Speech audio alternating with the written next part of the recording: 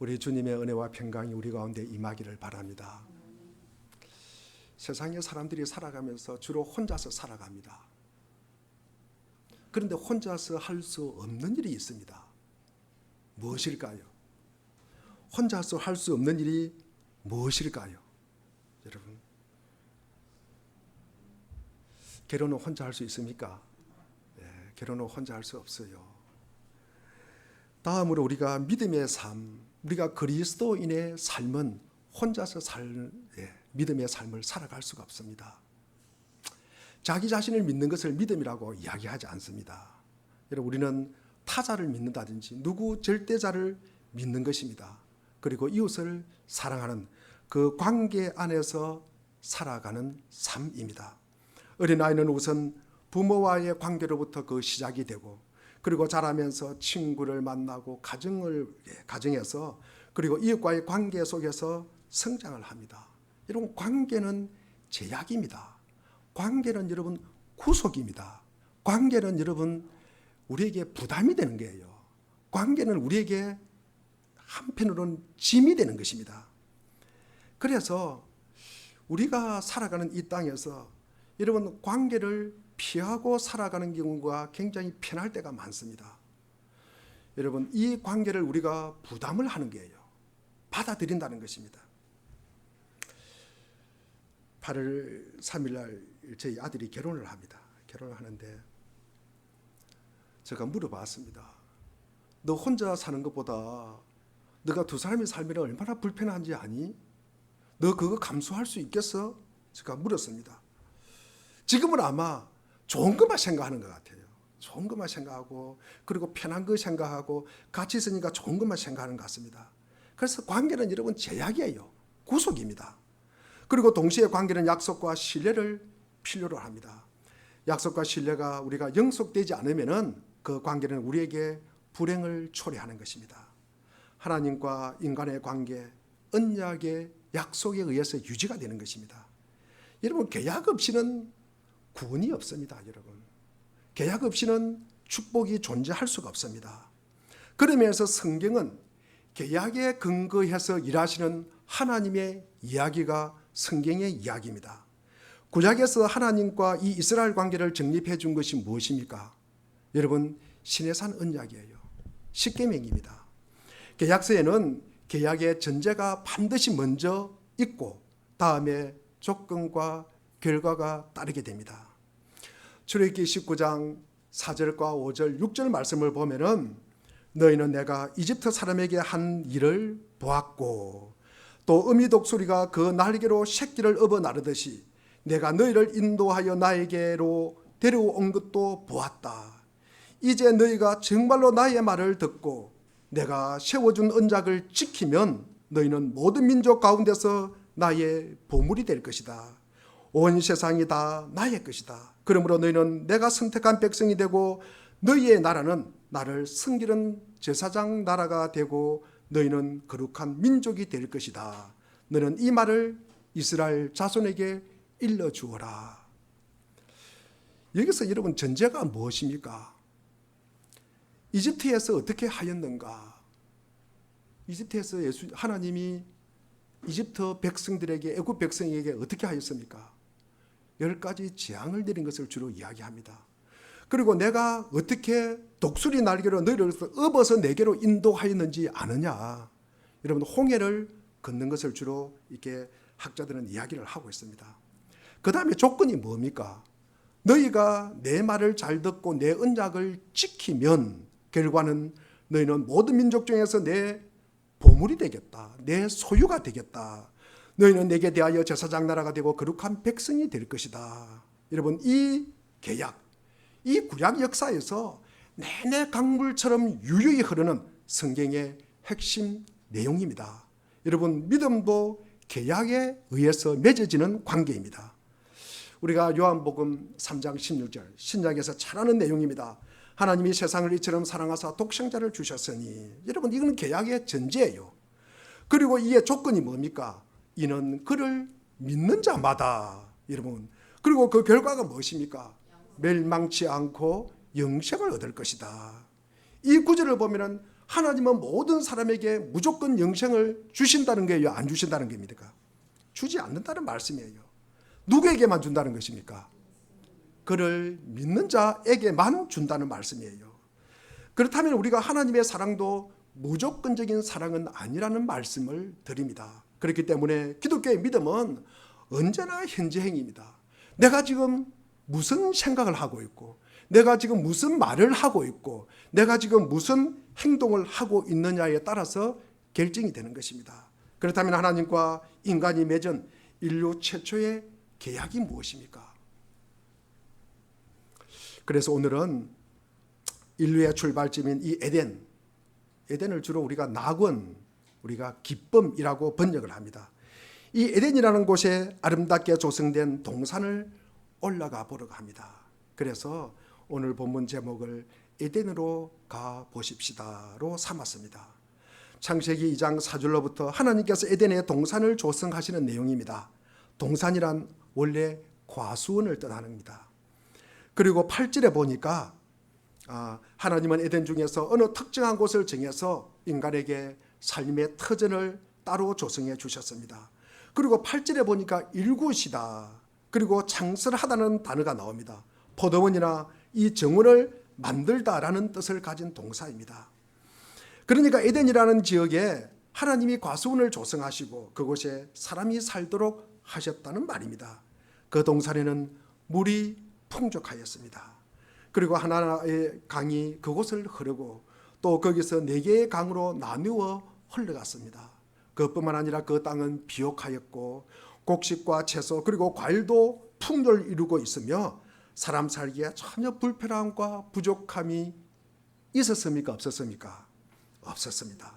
참으로 아름다운 땅, 젖과 꿀이 흐르는 땅, 참으로 좋은 땅, 이 풍요로운 땅, 살롬의 땅, 이 땅이 에덴 동산이었습니다.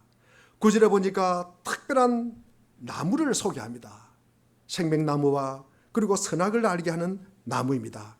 이제 그 땅에 살아갈 사람을 소개하려고 합니다. 성경이 말하는 인간은 어떤 존재인가? 오늘날에는 인간의 의미가 너무 혼탁합니다. 인간의 정체성을 말하기가 참 어렵게 된 우리가 시절에 살고 있습니다. 그렇다면 성경이 말하는 인간의 본질은 7절에 인간에 대해서 아주 간단하게 흙으로 된 존재라고 말하고 있습니다. 정확하게 번역하면은 흙으로부터 나온 먼지, the dust of the ground, 이 NIV 성경에서 기록되어 있습니다.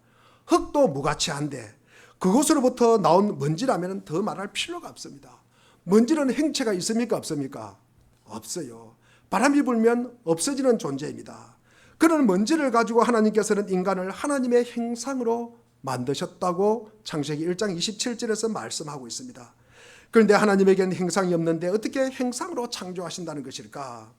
고대 문서에 보면은 형상이라는 단어는 왕과 그리고 가장 가까운 최측근의 관계를 말하는 것입니다. 그러므로 인간은 하나님 앞에서 가장 존귀한 존재입니다. 그래서 하나님의 DNA를 가진 존재로 만들어졌다고 말할 수가 있습니다. 어떻게 만드셨기에 하나님께 가장 영광스러운 존재가 되었을까? 7절 하반절에 보니까 그 이유를 설명하고 있습니다. 하나님은 흙으로부터 나온 먼지로 오늘과 같은 사람의 형상을 빚었습니다. 그러나 아직 사람이 아니에요. 움직이지도 못합니다. 아무 생각도 없는 물체일 뿐입니다. 거기에 하나님께서 당신의 숨결을 불어넣었습니다.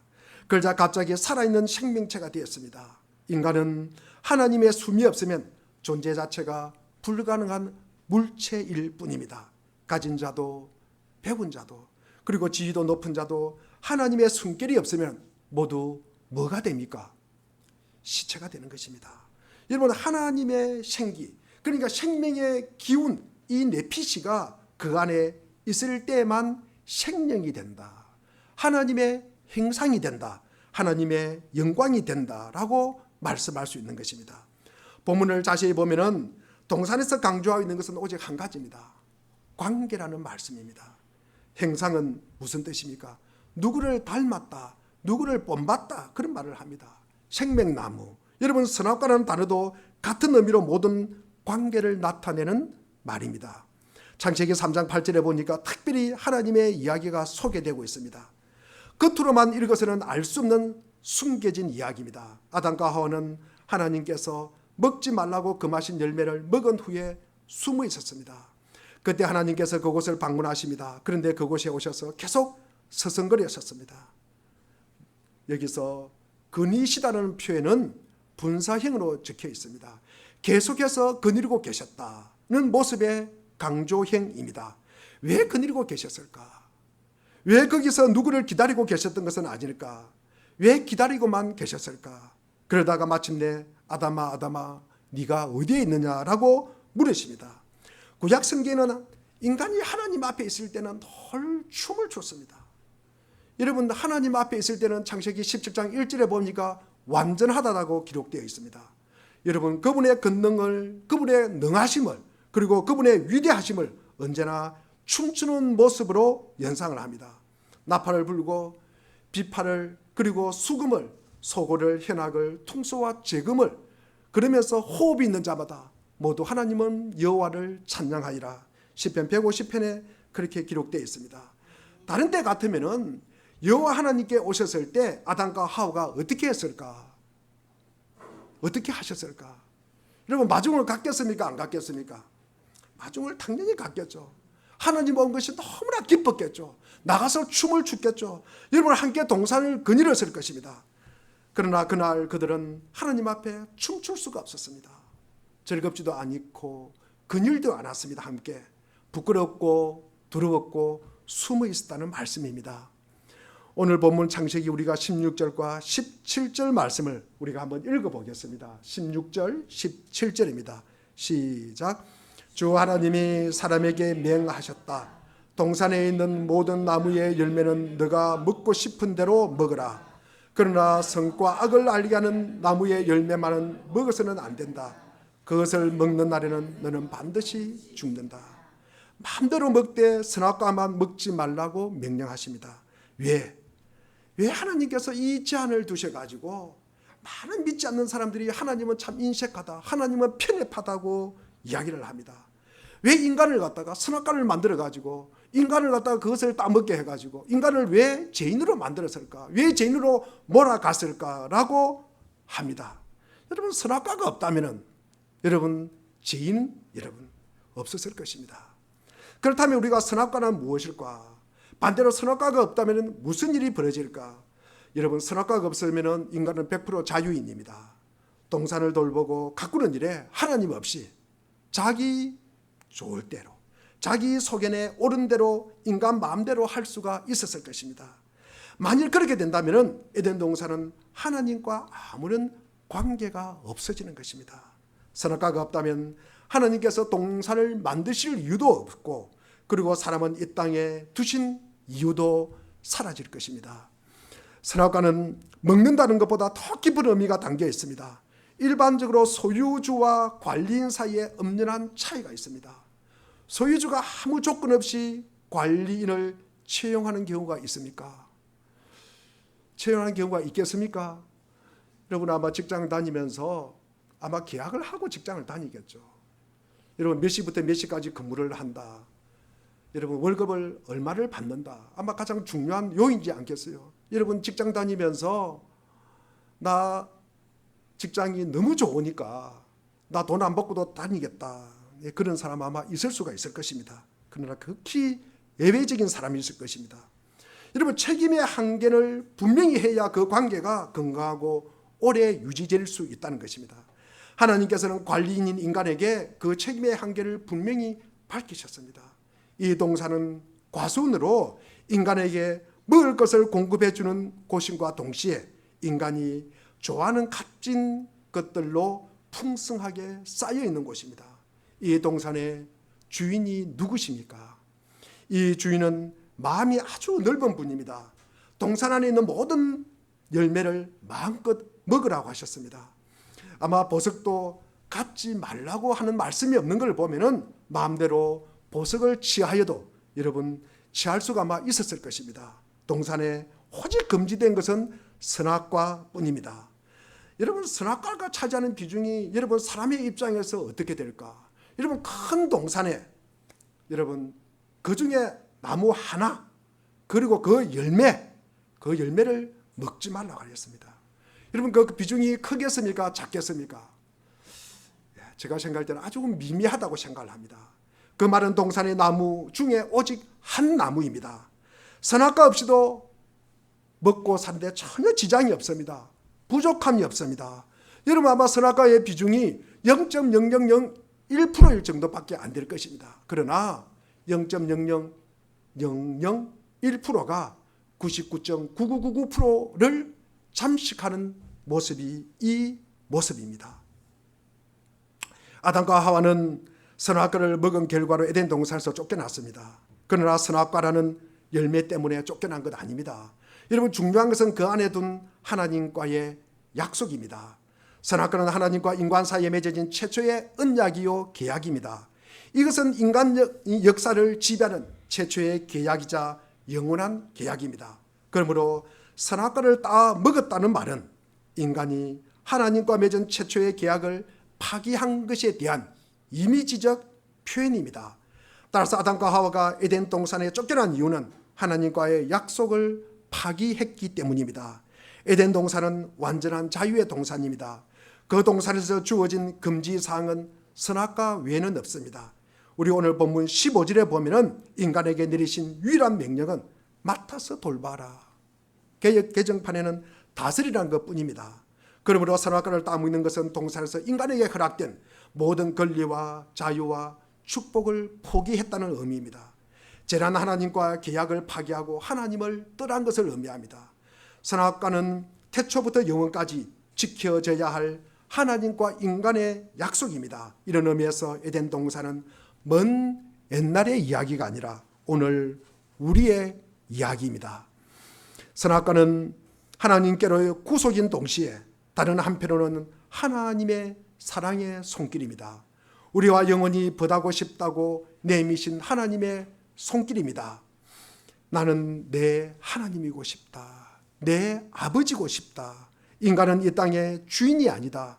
인간은 선악과만큼 제한을 받아야만 한다. 인간이 하나님을 떠나면 먼지가 된다. 라고 외치는 하나님의 외침입니다. 우리도 이 계약을 중심으로 가정을 이루고 공동체를 이루고 사회와 국가를 세워갑니다. 뿐만 아니라 계속해서 계약을 구체적이고 새롭게 갱신해 나가야 합니다. 그러나 하나님과의 관계가 여러분 깊어져야 합니다. 신명기는 하나님과 인간의 관계가 깊어지는 바른 길을 밝혀줍니다. 우리가 축복의 장이라고 하는 신명기 28장 1절과 6절 말씀을 한번 우리가 읽어보겠습니다. 같이 읽겠습니다. 시작. 당신들이 주 당신들의 하나님의 말씀을 귀담아 듣고 내가 오늘 당신들에게 명한 그 모든 명령을 주의 깊게 지키면 주 당신들의 하나님이 당신들을 세상의 모든 민족 위에 뛰어나게 하실 것입니다. 당신들이 주 당신들의 하나님의 말씀에 순종하면 이 모든 복이 당신들에게 찾아와서 당신들을 따를 것입니다. 당신들은 성읍에서도 복을 받고 들에서도 복을 받을 것입니다. 당신들의 태가 복을 받아 자식을 많이 낳고 땅이 복을 받아 열매를 풍성하게 내고 집 짐승이 복을 받아 번식할 것이니 소도 많아지고 양도 새끼를 많이 낳을 것입니다. 당신들의 곡식 강주리도 반죽 그릇도 복을 받을 것입니다. 당신들은 들어와도 복을 받고 나가도 복을 받을 것입니다. 먼저 그 말씀을 잘 듣고 그 말씀대로 살면 모든 민족 위에 뛰어나게 하시고 이 모든 복이 내게 임하여 내게 이르리라고 말씀하십니다. 하나님은 신실하신 분이십니다. 어떤 사람을 향해서도 한 번도 변치 않으셨으며 신실하게 계약을 지키십니다. 선악과의 이야기는 내려오는 전승이 아니라 오늘 우리의 이야기입니다. 지금도 우리가 하나님과의 관계 안에서 살아야 한다면 선악과는 지금도 존재합니다. 그리고 지켜져야 합니다. 그게 우리와 하나님과의 관계를 맺는 것입니다. 선악과는 하나님과 인간의 관계를 규정짓는 가장 원칙적이고 원리적인 계약입니다. 이제부터는 선악과를 먹어서 인간이 불행했다. 그런 말 하시면 안 됩니다. 아담과 하와는 하나님과의 계약서에서 이 선악과를 먹음으로써 즉 계약서를 찢어버림으로써 하나님 없는 세상으로 쫓겨났음을 기억하셔야 됩니다. 열왕기상 8장 22절과 53절을 보면은 솔로몬의 기도가 나옵니다. 솔로몬이 손을 들고 하나님께 용서를 구하는 기도를 합니다. 그러면서 세상과 만민을 구별하게 해달라. 그러면서 주의 기업, 주의 소유가 되게 해달라고 기도를 합니다. 이어서 성경 봉헌을 받으시며 하나님께서 주신 조건입니다. 열왕기상 9장 3절과 5절 말씀입니다. 우리가 같이 한번 읽어보겠습니다. 시작. 그에게 말씀하셨다. 네가 나에게 한 기도와 간구를 내가 들었다. 그러므로 나는 내가 내 이름을 영원토록 기리려고 지은 이 성전을 거룩하게 구별하였다. 따라서 내 눈길과 마음이 항상 이곳에 있을 것이다. 너는 내 앞에서 내 아버지 다윗처럼 살아라. 그리하면 내가 내게 명한 것을 실천하고 내가 내게 준 율례와 규례를 온전한 마음으로 올바르게 지켜라. 그리하면 내가 내 아버지 다윗에게 이스라엘의 왕자에 앉을 사람이 그에게서 끊어지지 아니할 것이라고 약속한 대로 이스라엘을 다스릴 내 왕자를 영원히 지켜주겠다. 결국 남유다는 여호와 하나님의 말씀을 버림으로 이 언약을 지키지 못합니다. 선악과는 인간이 어떤 존재인가, 어떻게 살아야 하는가, 어떻게 살 때 하나님의 형상대로 살아갈 수 있는지를 문제된 인간들이 하나님과 어떤 관계를 유지해야만 그 동산에서 하나님과 영원히 살 수 있는지를 밝혀주는 열매입니다. 만일 선악과가 없다면 좋겠습니까? 여러분, 선악과가 없으면 무슨 일이 벌어질까? 인간은 100% 자유인이 될 것입니다. 하나님의 지시 없이 동산을 자기 좋을 대로 만들 수가 있을 것입니다. 그렇게 되면 에덴 동산은 하나님과의 관계가 단절입니다. 선악과가 없다면 하나님께서 동산을 만드시고 사람을 이 땅에 두신 이유도 없을 것입니다. 에덴 동산은 자유와 금지의 경계선이 분명한 동산입니다. 창세기 1장, 2장 어디를 보아도 그 동산에서 금지사항은 선악과밖에 없습니다. 선악과, 하나님과 인간을 차별하는 유일한 내용입니다. 하나님과의 차별화, 하나님은 소유주, 인간은 관리인이라는 것입니다. 이렇게 관리인으로 나타내는 게 선악과입니다. 여러분, 선악과가 제거되면 어떻게 됩니까? 소유주가 되는 것입니다. 우리 시편 8편 5절 말씀을 우리가 한번 읽어보겠습니다. 8편 5절 말씀입니다. 시작. 주님께서는 그를 하나님보다 조금 못하게 하시고 그에게 존귀와 영화로운 왕관을 씌워 주었습니다. 하나님보다 조금 못하겠다는 게 뭐예요? 그것이 선악과입니다. 여러분, 선악과가 말하는 주제가 무엇입니까? 인간은 이 땅의 주인이 아니라는 점입니다. 인간이란 선악과만큼 제한을 받아야만 한다는 존재입니다. 제한된 인간에게 주어진 책임은 동산을 다스리는 것입니다. 맡겨진 동산을 돌보는 것입니다.